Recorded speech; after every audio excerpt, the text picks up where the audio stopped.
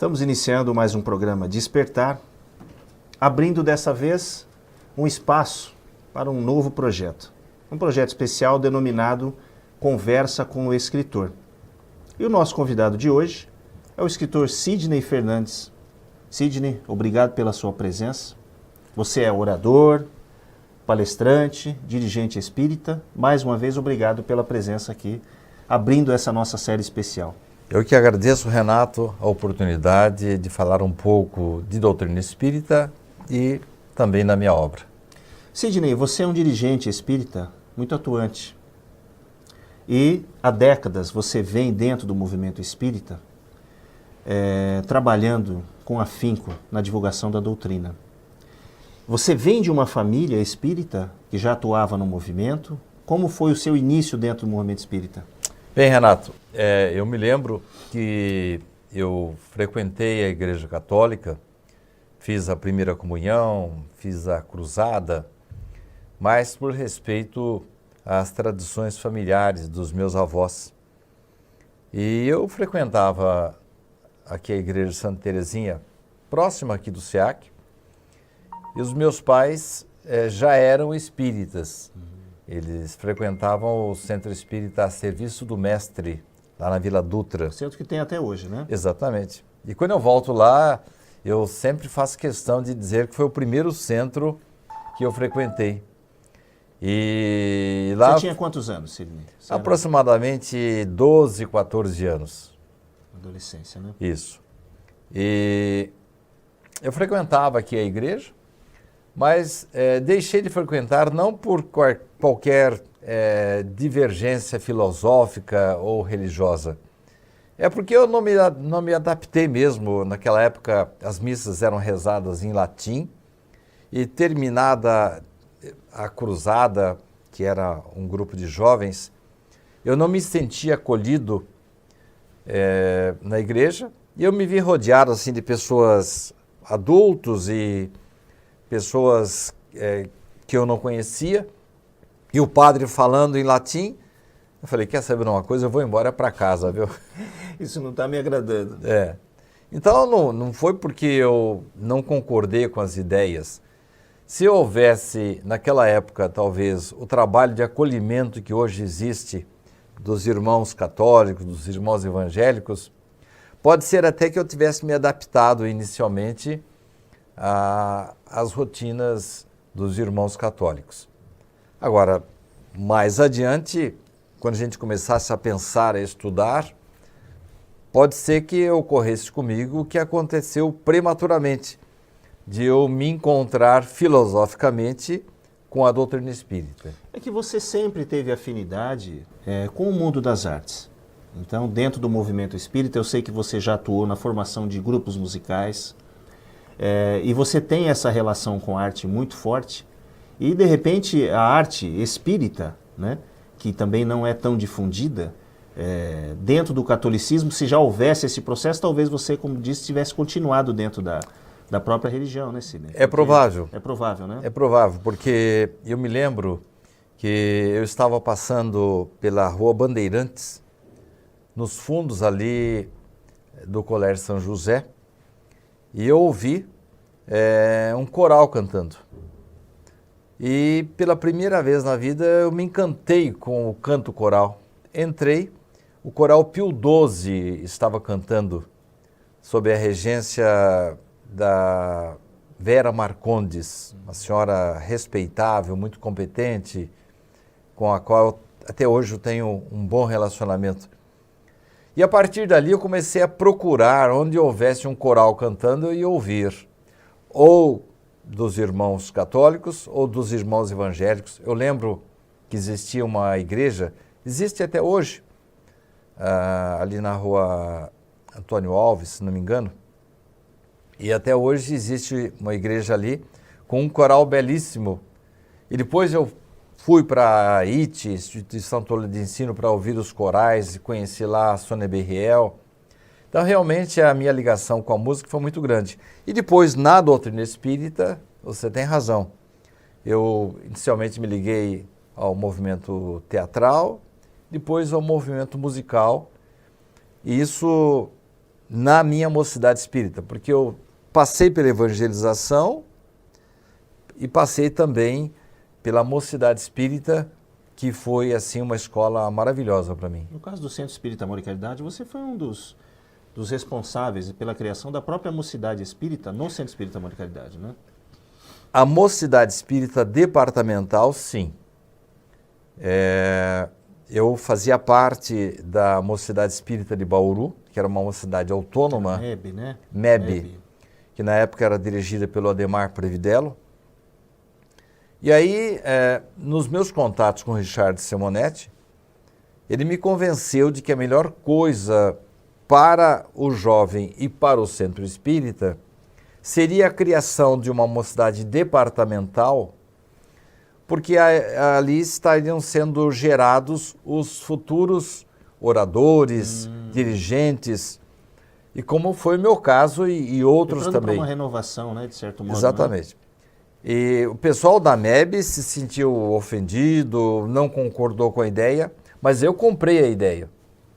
E aí houve uma espécie de cisão, a MEB passou a se reunir no outro lugar, e nós criamos aqui, no Amor e Caridade, a nossa MEAC, Mocidade Espírita Amor e Caridade.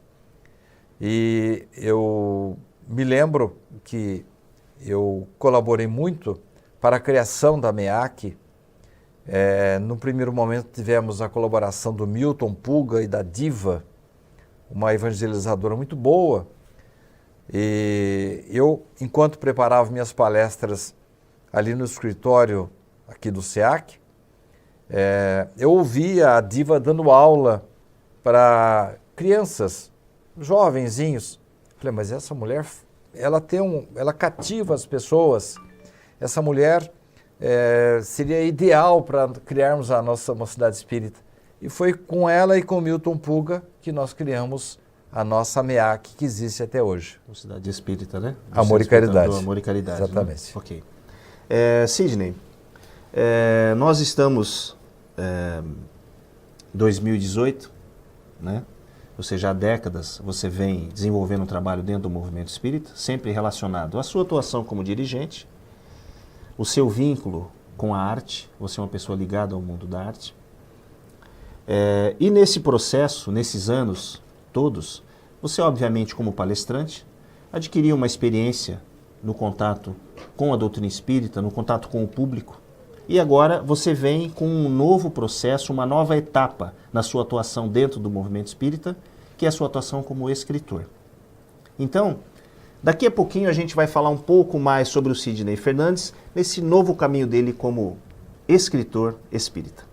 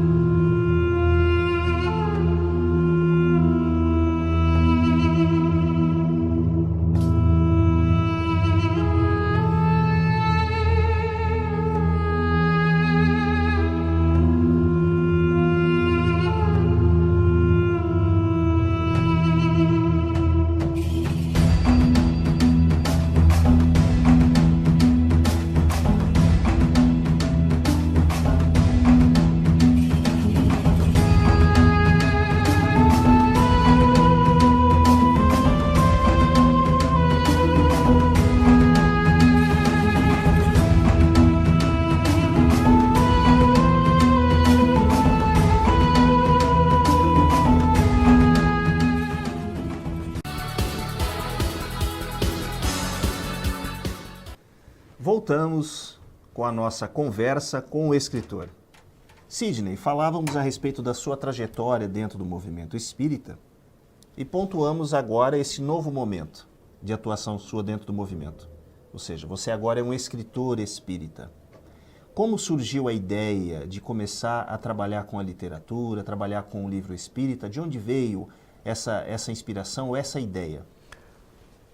Bem, Renato, eu nunca fui apenas escritor, né?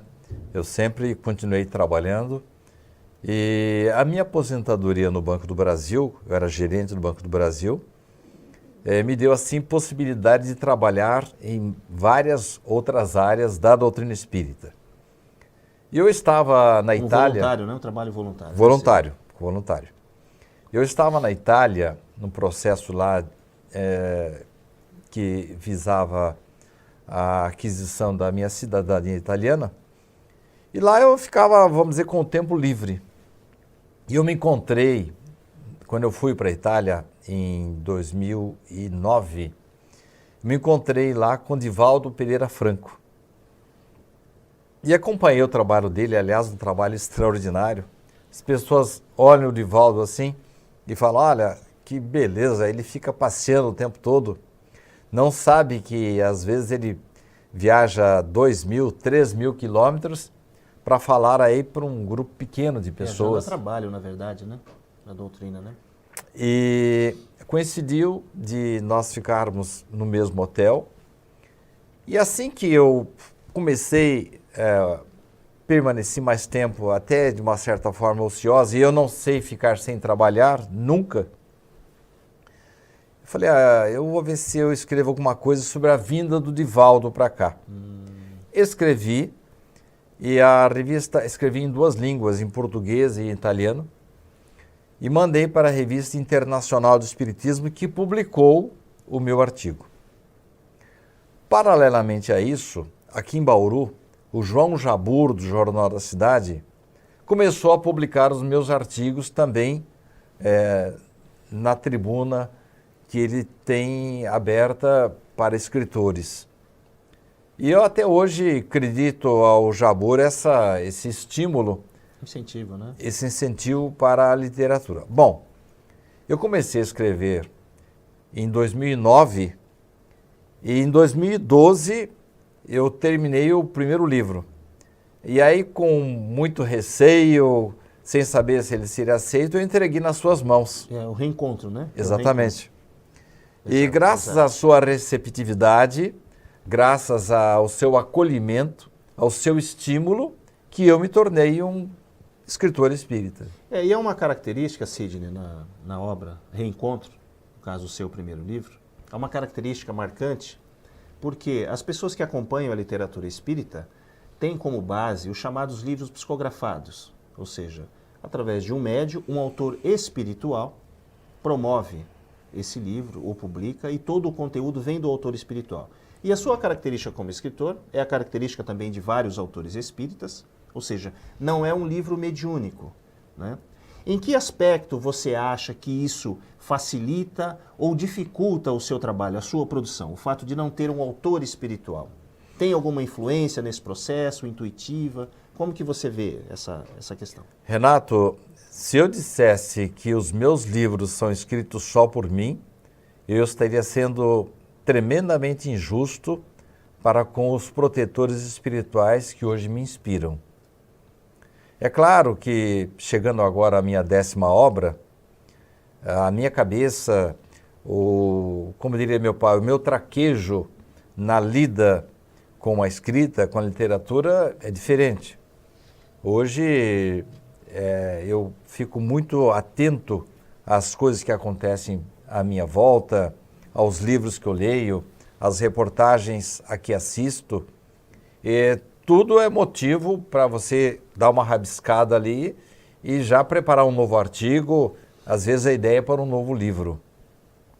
Mas eu não posso, de forma alguma, deixar de fazer justiça para com os espíritos que se aproximam de mim. Não de uma forma ostensiva, eu não tenho uma mediunidade ostensiva, mas surpreendo-me, Renato, muitas vezes com ideias assim maravilhosas que eu acabo colocando no papel e depois, quando eu vou ler, ela me surpreende. Eu me lembro de um dos meus livros, deixa eu me lembrar que livro que foi, Dr. Galton, o Restaurador de Passados. Uma madrugada, eu acordei com uma ideia extraordinária na cabeça e corri para o computador, não deu tempo nem de ligar o computador, peguei um pedaço de papel, escrevi a ideia na manhã, passei a limpo e fui compatibilizar com os capítulos que eu já havia escrito do Dr. Galton. E não tinha nada a ver.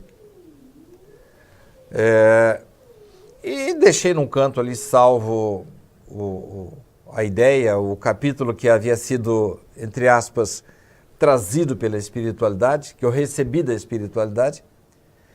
20 capítulos mais tarde, essa ideia encaixou-se perfeitamente dentro do esquema do sumário. No princípio pareceu sem sentido, né? Completamente. Fazendo isso, completamente.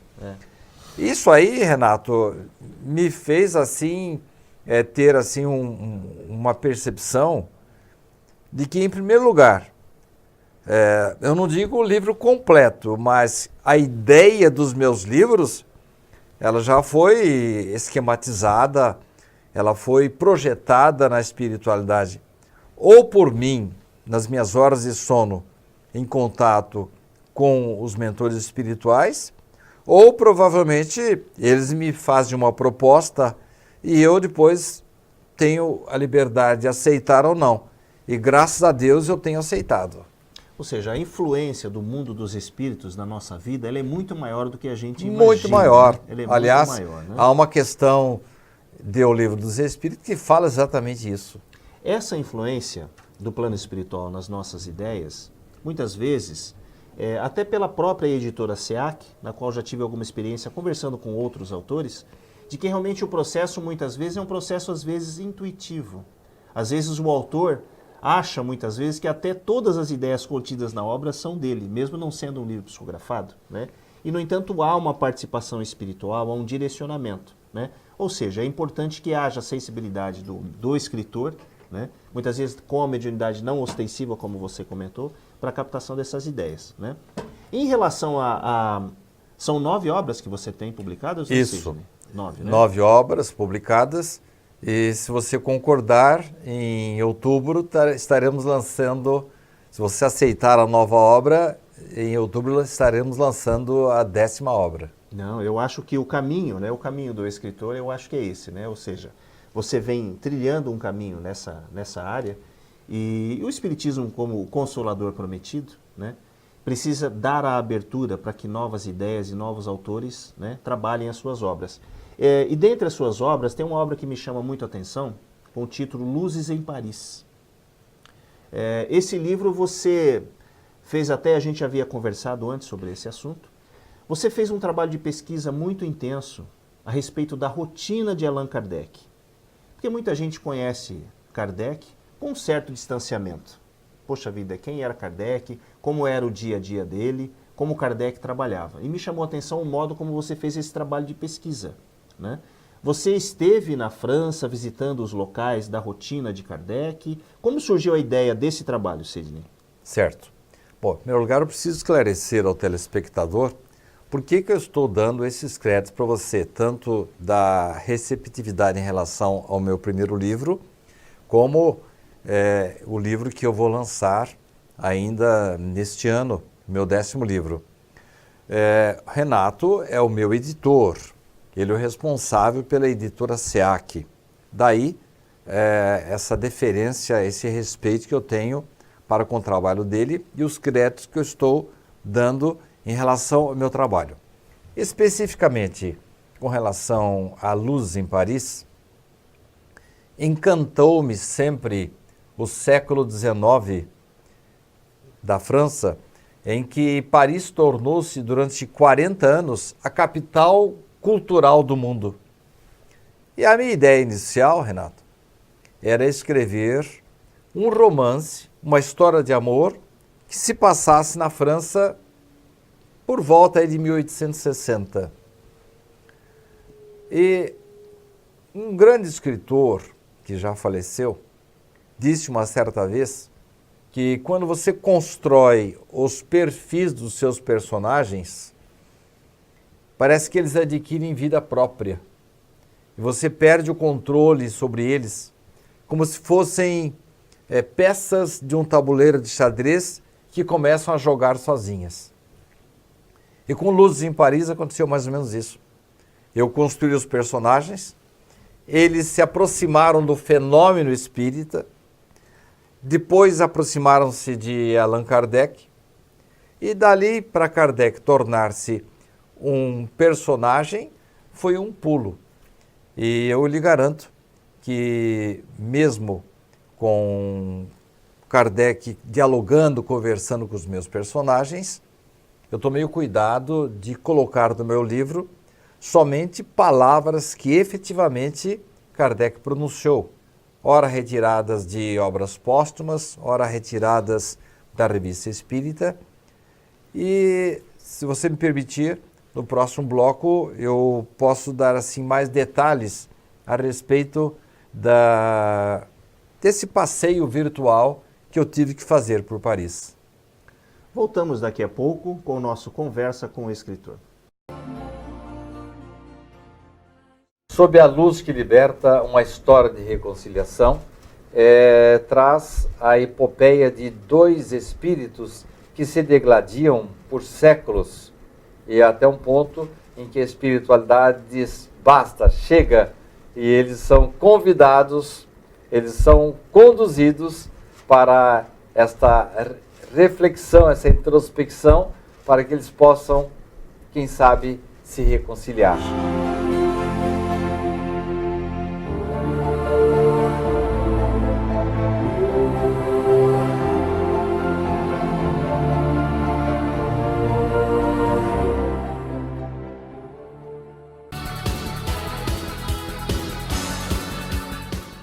Voltamos com o programa Despertar, falando com o escritor Sidney Fernandes, num projeto especial do programa Despertar chamado Conversa com o Escritor. Sidney, falávamos a respeito de Allan Kardec como um personagem de uma obra sua, chamada Luzes em Paris. E o interessante é que as pessoas tiveram contato com um Kardec até então desconhecido. A rotina de Kardec foi colocada por você, a característica do comportamento de Kardec no seu dia a dia, e isso as pessoas ficaram atentas a isso, porque até então Kardec era uma figura polida, obviamente, aquele responsável, né, pela codificação da doutrina, mas ele como personagem deve ter sido complicado para você manter o posicionamento de Kardec como um pedagogo, como codificador do espiritismo e ao mesmo tempo um personagem de um livro, de certo modo uma pessoa do dia a dia comum. Como foi esse desafio aí para você? Bom, em primeiro lugar, tive que, como você bem disse, ler, pesquisar, ler várias biografias de Rivaio e depois de Kardec. Depois eu contei também com um trabalho muito interessante de um amigo nosso que mora em Portugal e que esteve em Paris durante 10 dias fotografando e fez um site com um roteiro virtual, tanto obedecendo a cronologia como o posicionamento geográfico. Ele dá 2 roteiros neste site dele.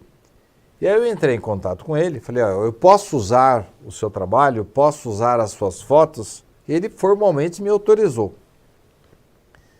Eu já havia estado 2 vezes em Paris, mas confesso para você que eu não visitei esses lugares.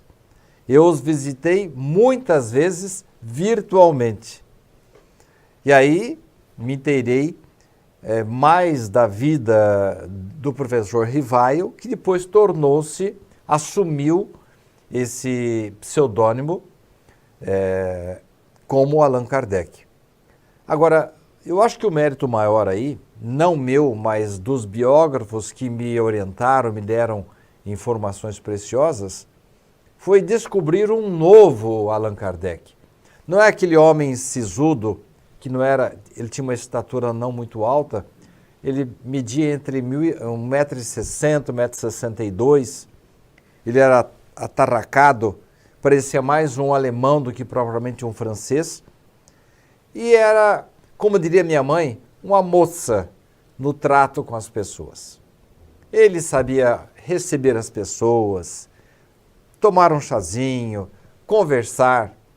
Uma biógrafa dele, uma inglesa, que conviveu muito com ele na casa dele, era amiga da esposa dele, que foi a primeira a verter as obras dele para o inglês.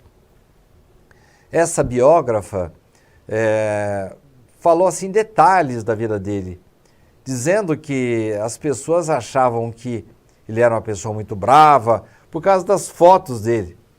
E as fotos... Parece sisudo, né? Parece. Sério, né? E depois eu descobri que você pode notar que a maioria das fotos são homens. As mulheres não eram fotografadas.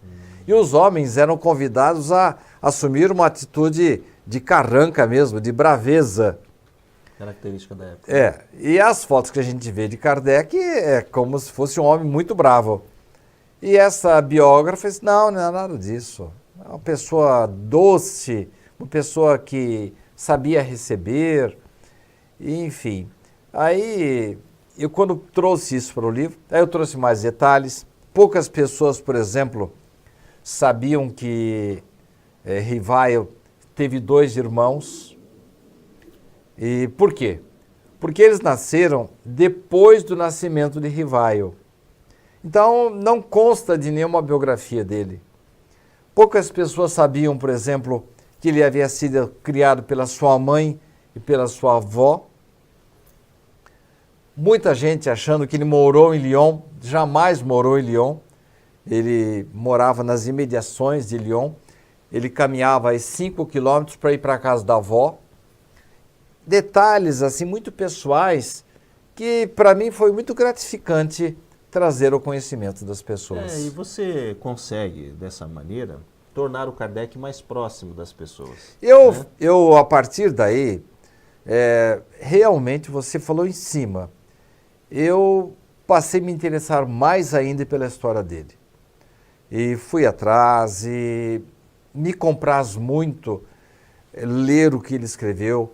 Ainda eu estou escrevendo um novo artigo agora, encontrei ontem um texto dele fazendo uma referência, um agradecimento àquelas meninas de 12, 14, 16 anos que o auxiliaram na obra da codificação.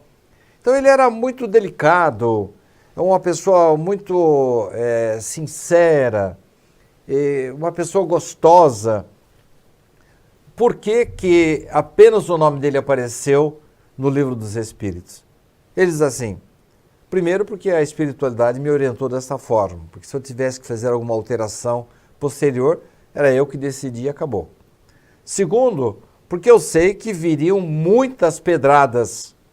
Ele usa uma terminologia própria do século XIX, dizendo o porquê que ele nem citou o nome das meninas que o auxiliaram na obra.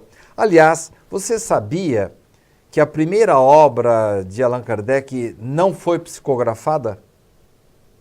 Não foi? As pessoas acham que ela foi psicografada. Não. As meninas de Kardec simplesmente tocavam nas cestas, que tinham um lápis embaixo, e por um fenômeno de efeito físico, o espírito escrevia em círculos, em letras concêntricas, e elas não tinham qualquer domínio sobre a escrita, elas só tocavam os dedos. A primeira obra de 502 perguntas, na verdade, foi escrita apenas contando com os efeitos físicos. Por quê? Porque a espiritualidade estava preocupada que não houvesse qualquer distorção da mensagem que estava sendo trazida. Já a segunda edição, sim, de 1860, aí sim ela foi psicografada e contou inclusive com outros revisores e outras médiuns. Mas a primeira veio praticamente da espiritualidade para cá. Sidney, vou colocar uma palavra aí que me veio em mente agora quando você falava de Kardec, que é a palavra Brasil. Kardec talvez não imaginasse que num futuro próximo o Brasil se tornasse um país onde o espiritismo tem o seu maior número de adeptos. Acredito que aqui no Brasil o espiritismo encontrou um habitat importante para o desenvolvimento da doutrina, né? Mas isso nós vamos falar no próximo programa. Já fica aqui o convite para você, para que a gente continue esse assunto sobre Kardec, sobre as suas obras e sobre a doutrina espírita. Fica já o convite para você. Eu agradeço muito a oportunidade e estou à sua disposição para nós continuarmos com a nossa conversa. Para você que nos acompanhou no programa Despertar, obrigado pela audiência e nos aguarde no próximo programa. Obrigado.